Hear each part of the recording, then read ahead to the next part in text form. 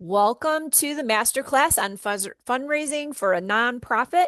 We have our presenter from Boston Business Mentors, Ramesh Advani.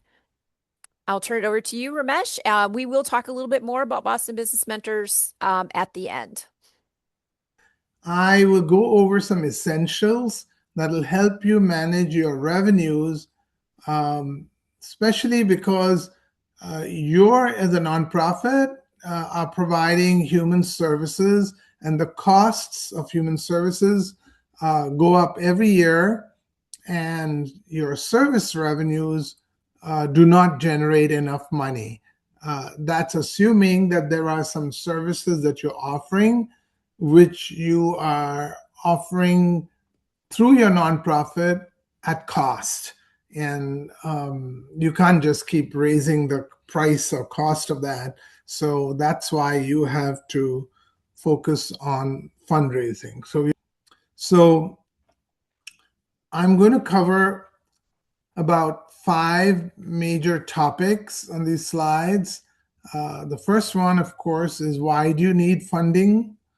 And then what do you need to do to raise funding? What are some major sources of funding for nonprofits in Massachusetts, or for that matter, anywhere in New England or in the country? Um, I'm going to go over some of the characteristics of each of the sources of funding and give you some ideas and practical ideas on what you should do in terms of action items and staffing. And then we'll talk a little bit about the next steps. All right. So hopefully you're going to find this useful and enjoyable. So the first one, it's sort of a repeat, but it's an important point uh, to keep in mind. Unless a nonprofit has a huge endowment, which means an investment that it has built up over the years, and that endowment is earning money, all nonprofits need to raise funds for two reasons. One is the revenues from services do not cover all costs of operations and maintenance. So, for example, a very large nonprofit in the Boston area is the Boston Symphony. The Boston Symphony has to pay for all of its operations, for the venue, for the events, and even though they charge money for the tickets, that's never enough. And even they, who have a large endowment, they still have to do fundraising. The second reason is because the nonprofit wants to grow and expand its mission impact, costs will tend to grow. So, in order to fund the future growth of the nonprofit, you need more funds. So, those are the two main reasons why nonprofits need to do fundraising. A for profit organization doesn't have this situation to deal with. Any questions on this overall concept? There are no questions posted. Okay, thank you. So, what do you need to do if you're going to do fundraising? The first thing, which I'm sure you already have, and your articles of organization describe it, have a clear vision and mission of the nonprofit. And make sure you know how to do a 60-second elevator pitch at any time to anyone about the mission and the vision. Because when you're asking people for money, the first thing is they have to know that you believe in the vision and mission and are able to deliver it. I'm sure those of you who are on this webinar already are aware of this. The second thing you have to do in order to raise funding, you have to raise funding across a range of sources. So there might be sources that you're aware of, but you have never gone to them, or there are sources that you're not aware of. It doesn't matter. Don't restrict yourself to going back to the same sources again and again. Do go back to the same sources, but expand your sources. Try to add at least one or two new sources of funding every year to your base of fundraisers. The third point that you need to keep in mind is that everyone who's involved with the nonprofit, but more specifically the board of the nonprofit and the executive director, they must be focused on fundraising. They must look to make this happen because, after all, the people who are on the board because they care about the mission and they are doing this pro bono. And you brought them on the board because of their networks or because of their desire to help. So it's important that they get involved. They don't necessarily have to get money to the nonprofit out of their own pockets, even though we'll talk a little bit more about this when we talk about grants. Um, Everybody on the board should get involved with fundraising. Any questions? Yep, no questions posted. I'll let you know if there's a question posted. Okay. So I'm going to cover these 8 areas of what are the major sources of funding. The first one is board members.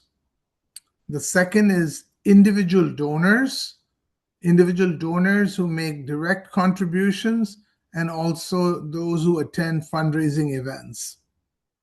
The third is foundation grants, grants from public and private foundations who are in existence because they want to support the nonprofit sector of the economy. The third is corporations. Corporations give out grants. The fourth one is government, and by government I mean federal government as well as state government. And in some places in large cities also give out grants. And then there are also government contracts. In order to support the mission of a nonprofit, there might be a government entity that is willing to sign a contract, and you apply for that, and you sign up for a contract, and you get funds that way. Another group is religious institutions, giving circles. There are private circles of people who don't want to necessarily become part of giving individual donations, but they're part of the circle, and then the circle distributes the grants. Interest groups. Another source of funding is unrelated business income. And I'll talk a little bit more about this. This is not, when I say business income, I'll tell you what I mean by that when we get to that section. And of course, community organization. If your nonprofit exists because you're serving a particular community, those communities have organizations that are focused on just that community, and you can use them for fundraising. So let's start at the top. Board members and individuals. What do? You have to convince others to do one or two things, either one or both, to give of their time and provide in-kind services. That is a donation because you're not spending money, they're giving pro bono services, and of course, money. So that's two forms of individual giving. When you get in-kind services free of charge, when you're doing your reporting to the public or to the IRS as part of your nonprofit status as your 501c3, you have to report the in-kind services and assign a value to that. Your accountant should be able to do that for you. So it's clear that while you're not getting cash, you're getting the equivalent of money from these people. So what you do is you start with outreach to individuals, and ask for gifts, either annual gifts or recurring gifts. And it doesn't have to be people who are on the board, it could also be people who could become board members in the future. Once they start donating, you may want to be thinking about how you build up your base of board members. The board members themselves have their own network, and they can do outreach. So, not just you as the executive director or as the senior management in the nonprofit, but board members can also do outreach. And one thing I always emphasize, no donation is too small. If somebody says, yes, I can't do much this year. Okay, but I'll give you $50. Take the $50. It's $100. Take the $100. It doesn't have to be thousands of dollars. Of course, if it's thousands of dollars, that's very good. But just keep in mind, no donation is too small. And just make sure that you understand the generosity of the donor because they care about what you're doing. So, foundations and corporate grants. So, grants are a very desirable source. By approaching foundations and corporations, how do you approach them? How do you go about getting funds from them? So, they generally will have an application and they want applicants to have certain characteristics.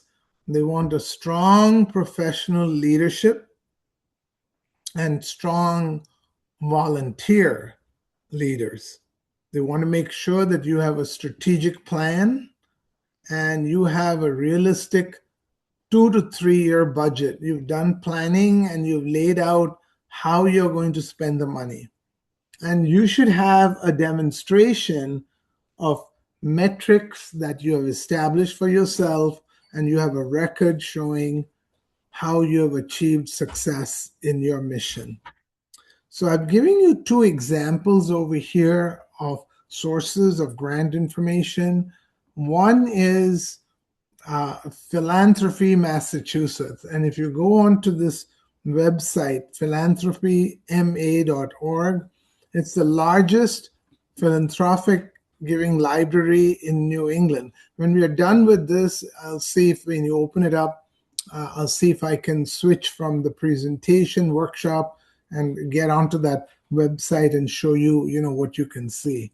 So you should go on and look up the information and find out how you can do that. The second is a directory called Foundation Directory Online. The Foundation Center combines information which is available publicly from GuideStar and on their own resources.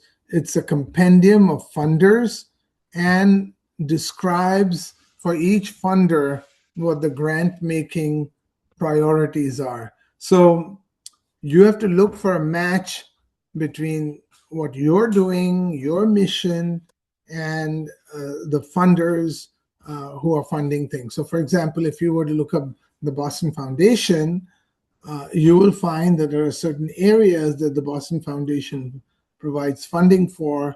So you have to be sure you know that you're putting in for a grant request and an application for those things that they support. Philanthropy Massachusetts offers something called a common proposal form, sort of like the common application for college admissions. This common proposal form is very useful because you can take it, download it, and fill that out so that you can then submit that to certain organizations. Or once you have that, then you can copy and cut and paste from that. If you have to put in an application that is very specific for a given foundation. it can be very useful for you to use that. Any questions on this? No questions have been submitted. Okay, thanks, Teresa. Sorry, I keep pausing because I want to be sure that people are following. Government grants and contracts. So many grants are given out by the federal government and state governments for many different causes to nonprofits. There was a period of time in the recent past that the federal government suspended giving grants, but that has passed, and you can get grants from federal governments. Now, in order to find out where to go to get that, there is a website called grants.gov. And what you do is you go to grants.gov and you search, you put in the criteria, you can select which area and which agency in the federal government is giving out grants. It's a comprehensive federal grant information source. Mass.gov, which is equivalent for Massachusetts, it's a Massachusetts government website, that also has information on grants that state agencies give out. Separately, as I mentioned earlier, government agencies also contract with nonprofits to deliver services. So if there are identified populations that are mandated by law to get either services at no cost or at very low cost, those contracts are also available through government agencies, state government agencies. So what I would suggest, if you've never used that and if you find information that you offer services to certain populations, and that can be done through the contract, make sure that you sign up and enroll to be a government contractor. Once you've done that, what happens is you will be on the list of the state agency or the state government or even federal government. You will get notified of requests for proposals that they put out. And if you get an RFP, you respond to those requests, and then, it's a competitive process. Now, usually, if you were a for profit organization offering services, those are competitive. But what happens many times with nonprofits, more than one nonprofit who is offering services can get a contract. So it's not as competitive. The important thing is you have to be pretty comprehensive and specific and detailed when you're filling out the application. The one caution that I would put is all organizations that give grants, whether it's a for-profit, private organization or a government, you will be required to do regular grant reporting. So they will put the conditions on whether you have to, once you've been granted a grant, whether you have to report every quarter, every year, to show how you are meeting the requirements of the grant. And when you're applying for this grant, you have to demonstrate that you have the capacity and the experience. So it can't be that you've just started a nonprofit or you don't know how to do it, or you don't have professionals who will help support the work that you're doing. Then your application will not have credibility. But government grants and government contracts are a big source of information and money. Other sources of funding, religious institutions. So you might be providing services and have a mission that the local um, churches or temples or mosques, they might really believe in it, and you might be able to network with them, and they might be willing to make a donation and maybe even do regular donations. Giving circles are groups of private donors. So you can go look up the giving circles that are in Massachusetts or in New England, um, and apply to them. Community group organizations, one of the biggest ones is United Way. United Way gives lots of money to nonprofits. Another source of funding is unrelated taxable business income streams. And what do I mean by that? So, if you are a nonprofit and you're designated as a 501c3, you probably will only have service revenue, which is non taxable, and it's not a taxable business income stream. However, you might be a nonprofit that is associated with a for profit. Let me give you an example.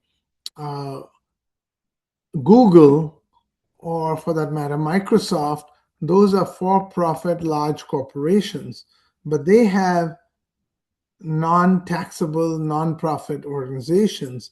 So there might be taxable business income that the taxed foundation gets, and they are unrelated to what you're doing, but they would be willing to give money to you. So, for example, Fidelity Investments is a taxable organization.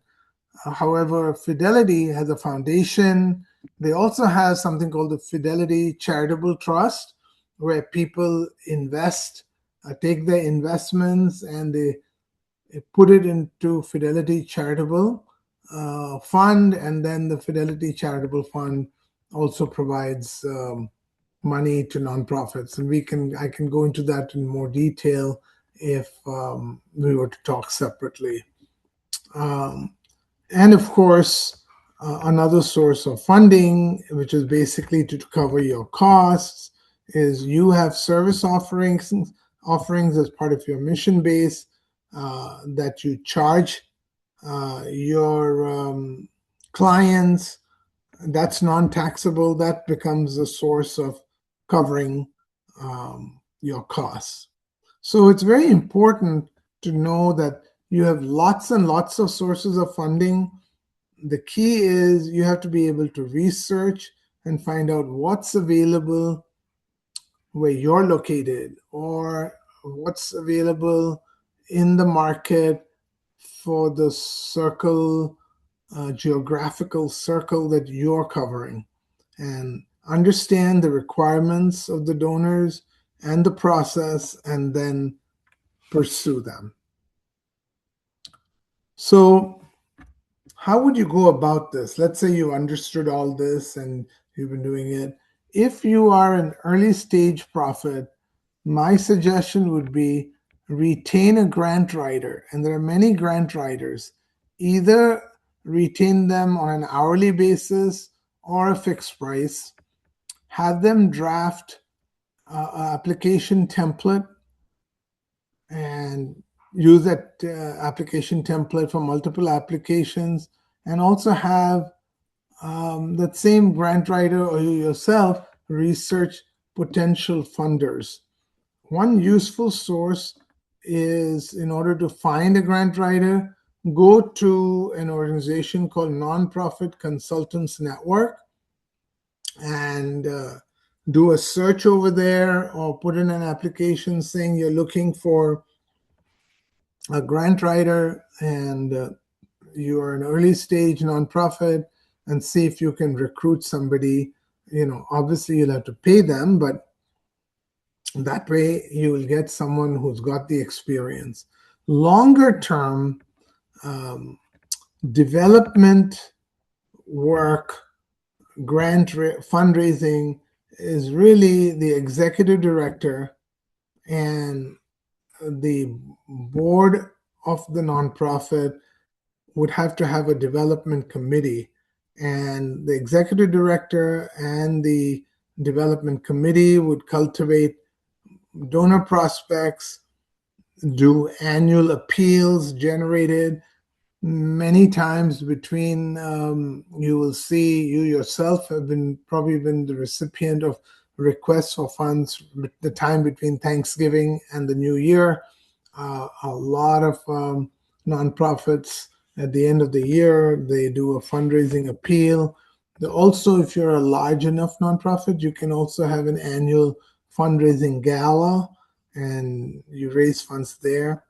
And of course, if you can afford it, once you reach a certain stage of critical mass, you should hire a director of development. So, in terms of staffing, you have to first start by taking the small steps, having somebody write the grants, and eventually, longer term, you know, hire a director of development.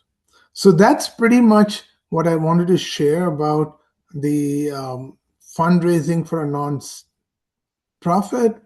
What I would suggest is you gather your thoughts, and I can also open it up for a discussion here if you want to have. Um, like a a Zoom call that we are on.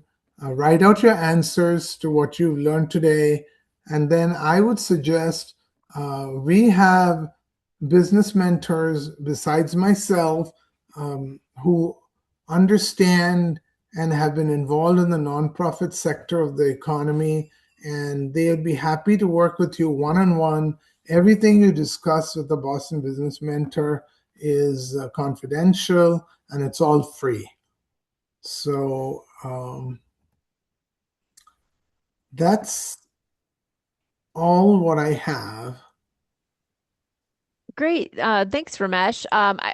We do have a question in the chat. If we can go ahead and start there. How do you build credibility if you're just beginning as a nonprofit in order to earn grants? That's a good question. Credibility is something that is such a personal thing that you have to build.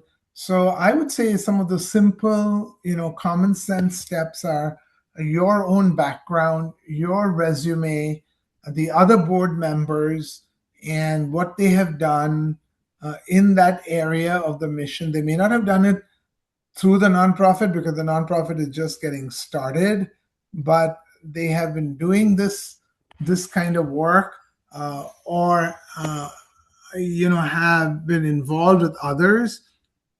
So you show that you have to make up your elevator pitch that is convincing enough, and you can't do this just as a mailer or anything like this. You should have meetings, one-on-one meetings, and make sure that you take, just like in any sales work, um, you have prospects and then you have a funnel. Make sure you understand the prospect's background and would they be willing to part with money. So that's what I would suggest. I know I'm giving a very general answer. We could certainly work together one on one and find out, okay, how would you go about um, finding ways of being providing credibility. One thing is, I don't know, when you put a board together, I always tell people, new nonprofit, you're required to have at least three board members: the president, the treasurer, and the secretary or clerk of the board. But I always tell people start with at least five members, where you have two other members on your board, one who's got a background of fundraising and cares about your mission, and the second is someone who is really well networked in the community and cares about your mission. Those two would be the hands and the legs and the eyes and the ears for your fundraising work. Does partnering with other nonprofits help with that credibility as well? Oh, yes, it definitely helps. But remember, that's also competition. Even though nonprofits do want to collaborate, but when it comes to when they're looking for money and you're looking for money, they'd rather get the money for themselves, you know. Hmm. Okay, I'm going to go ahead and do a little Boston Business Mentors wind down, and then if anyone is interested in a further conversation, we'll continue that here shortly. So just I just want to say, don't forget about Boston Business Mentors for your small business education, whether it's through mentorship, through our workshops and webinars, or through all the great information we have on our website. Think of us first.